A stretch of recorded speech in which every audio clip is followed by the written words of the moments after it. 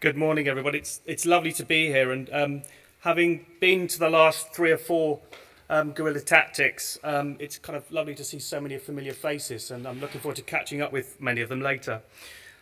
So I'm going to talk about our approach to change. About 11 years ago, myself and my family just had our first child, and I was asked to go and meet a really interesting lady called Wendy Perring, who just recently moved out of London, having worked for Allies and Morrison and Tim Ronalds.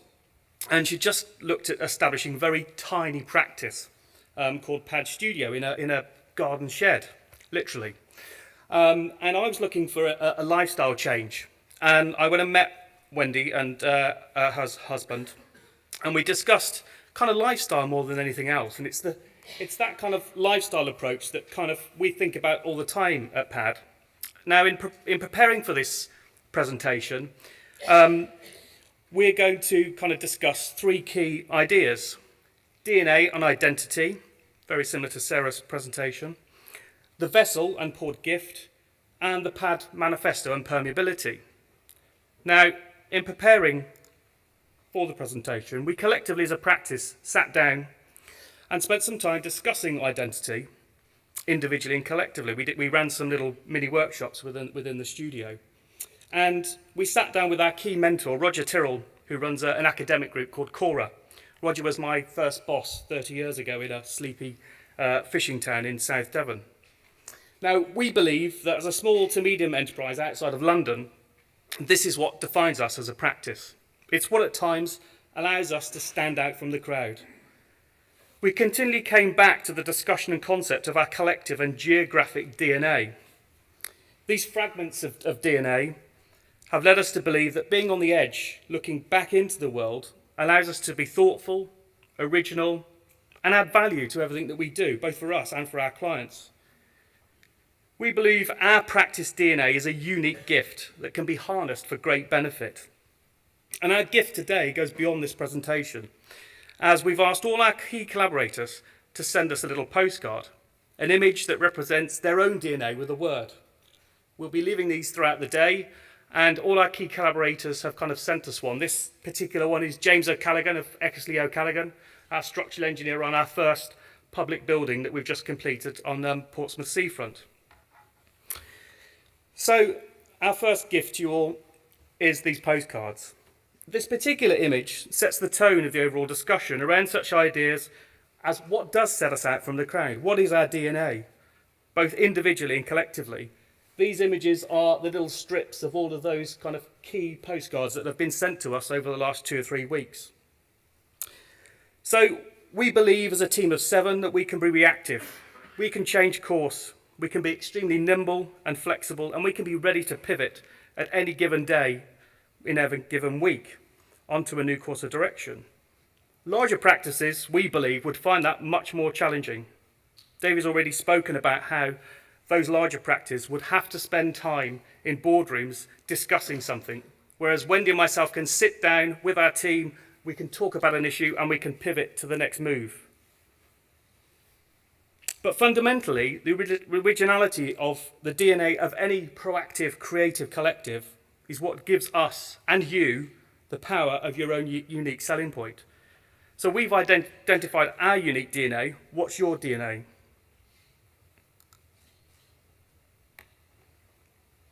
So our second metaphorical offering here today is a short film clip.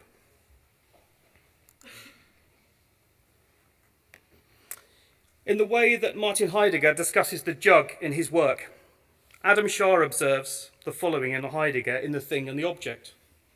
Although many such outpourings were simply drinks for people, Heidegger was particularly interested in the sacred potential of the poured gift. A jug could pour water and wine in regular circumstances. And for us at Pad, the poured gift represents the fundamental of our day-to-day sharing in practice. Poured gift is a symbol of how we interact with our clients, our consultants, our contractors, and the craftsmen and women sharing and being shared with.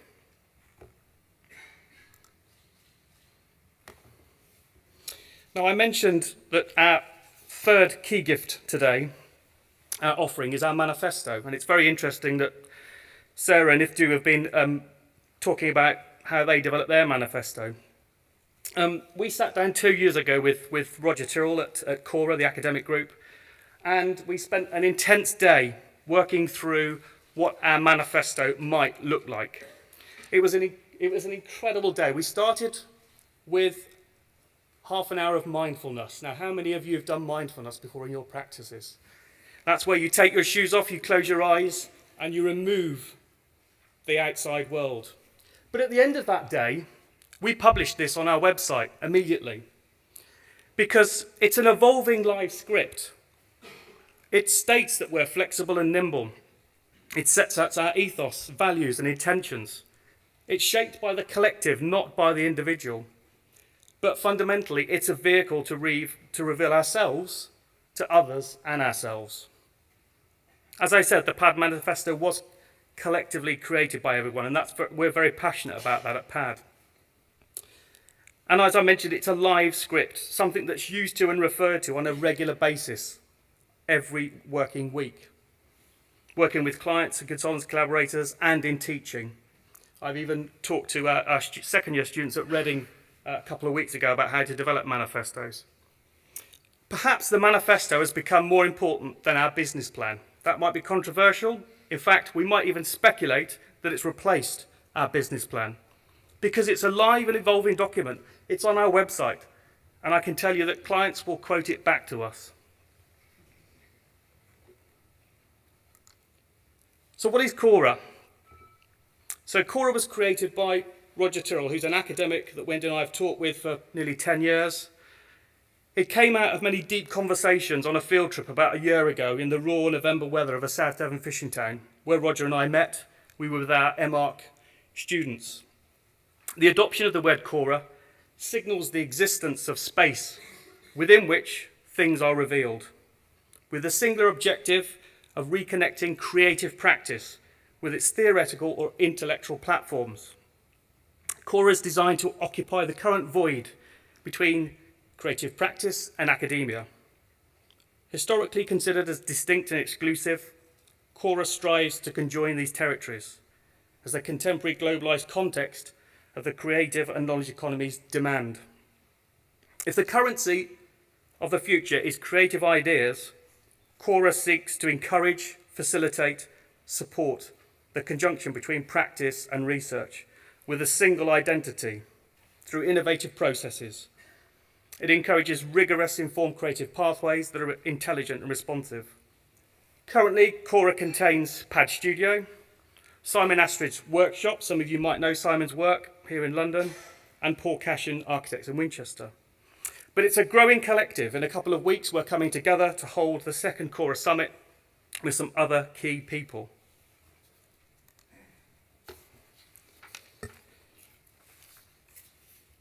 And so, our mentor, Roger, reminds us this idea of being tidal and replenishing. If we imagine our inner selves as being tidal in the act of giving, the tide flows out in learning, examining, interrogating, fueled by our sense of wonder. We are replenishing that incoming tide. It's really important within those acts of permeable relationship that that creative act is an act of giving. So through our creativity, we give our inner selves. If we're not replenished, then how can we continue to be creative? So returning to the PAD identity, those DNA fragments of personality. These images reflect our team. As I said, we're a small, nimble team of 6. These are all personal reflections from our team. Our individual passion, what makes us tick. And as a team of 6, we believe we have a unique blend of personalities, some quite interesting. We never get through a week without the daily rant from a certain member of staff. It's what makes us tick. Our mentor, Roger from Cora, makes us a team of 7. And there's lots of discussion at the moment around how collaboration works with that kind of precise optimum size. Recently, Eric Spickermann, the German typographer, wrote an interesting piece in Blueprint magazine on this very subject. He said, collaboration works up to a point, or to be more precise, teams have an optimum size. You've probably all tried to speed up work by throwing people onto it. But if you've soon found that it's a bit like in a manual job where you're literally shoveling dirt on top of it, a team maxes out at a certain size. He believes that team is around 7. So for us, whether you're working in a practice of 7 or you're working within teams in a larger practice, celebrate your smallness. So this is the PAD team. This is our second album cover, as we refer to it. I'm not going to tell you we're releasing an album, we're going to give you that as a gift, because that would just be quite dreadful. But this for us celebrates us being on the edge of the coast. You know, we come up to London, we've got consultants that we work with, we're doing work in and around London, but for us it's about retreating back to the forest. Even Otto the Archidog. So coming back to that geographic distinct identity, as I said, our studio rests in a Hampshire town of Lymington, where we believe working in this context on the edge of the coast gives us a very distinct identity, which we celebrate. Clients, consultants, contractors enjoy coming to the studio. Many travel from London to spend a day to discuss projects, collaborate, assist in making concrete tables, which we'll come on to, or just to remove themselves from the noise of urban life.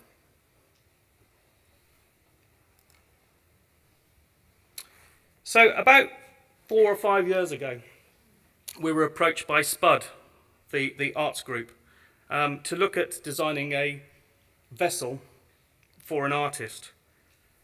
And this particular project discusses that idea of place, climate change, but it also shows the importance of being tenacious with a small arts project.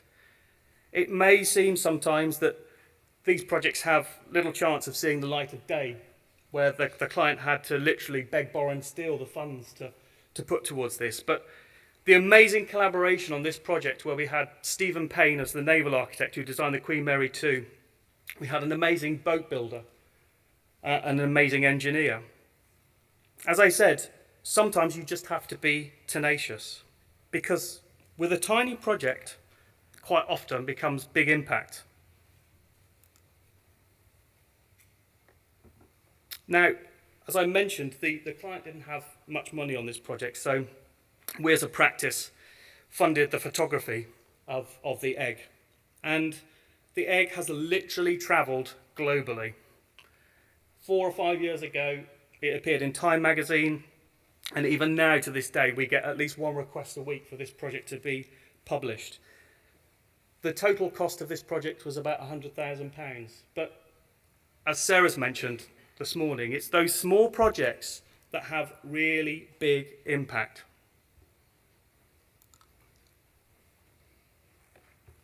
So back in the summer, we were approached by the high street fashion chain Jules.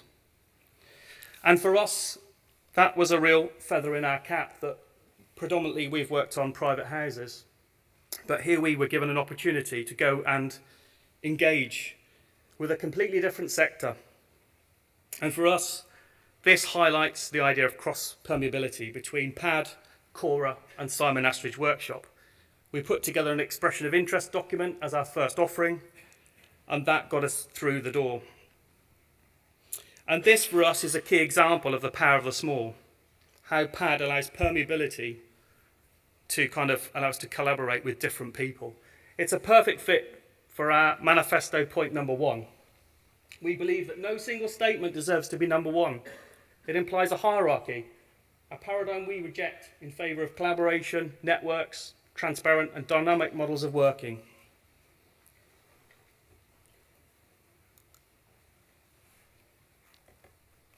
And so something else that's really important, it's interesting that conversation earlier about research and development.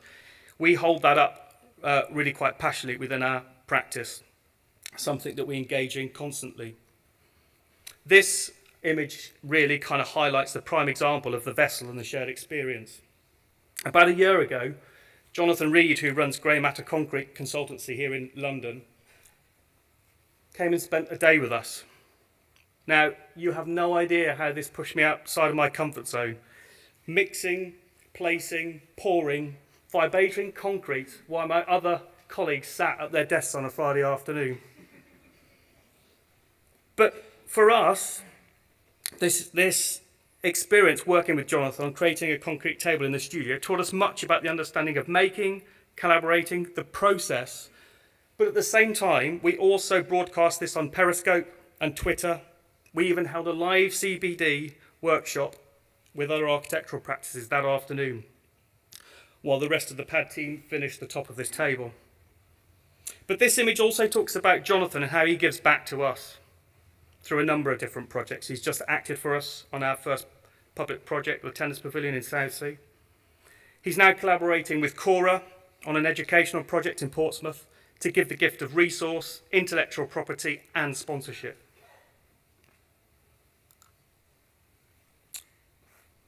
This project was the first project that Wendy and I worked on about 10, 11 years ago. And this was the postcard image that our client shared with us. So this is her teenage daughter's birthday, with all of her friends literally hanging off a piece of architecture that we've created. But for us, this was a first key relationship. It's a client who has become a friend and a patron, and Wendy and I constantly get invited to their various parties here in the summer.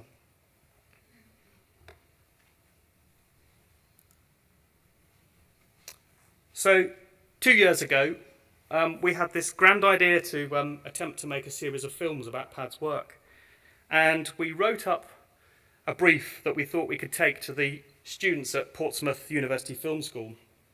And it took us 2 years to get it into the curriculum. That's just how fast universities work.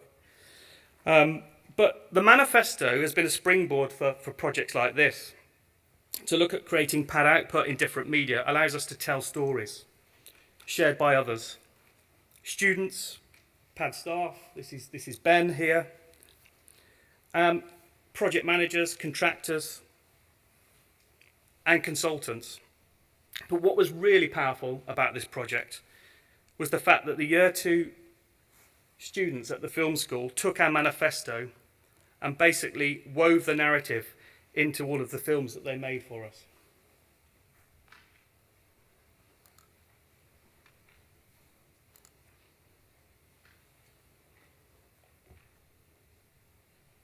Oh, there should be some sound. The way they work, they've worked consistently in schools of architecture. I think that contribution they make is significant, and bringing in real world experience to schools of architecture I think is incredibly valuable. So teaching is another part of our DNA at PAD. We teach across a broad spectrum of schools in geographic locations: Portsmouth, Brighton, Reading, Lincoln and London, across a broad range of subjects. But teaching enables us space to think and listen in a world full of noise. And I'd just like to leave you with one final thought.